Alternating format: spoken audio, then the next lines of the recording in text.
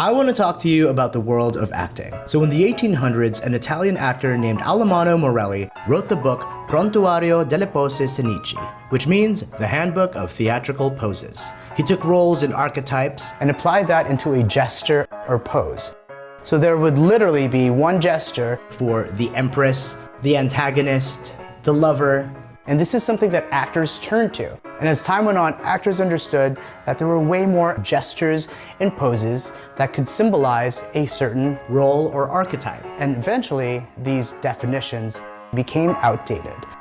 Now, I want you to know this. The same applies to societal expectations. Things like what pretty looks like, what love looks like, what success looks like, what leaders look like, what happiness looks like.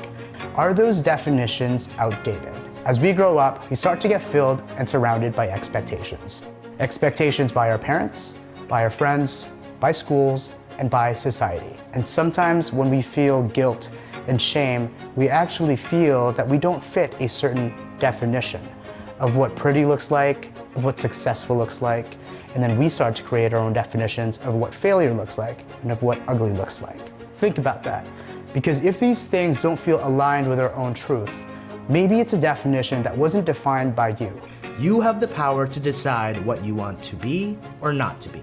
And sometimes definitions, especially created by society, can be completely outdated.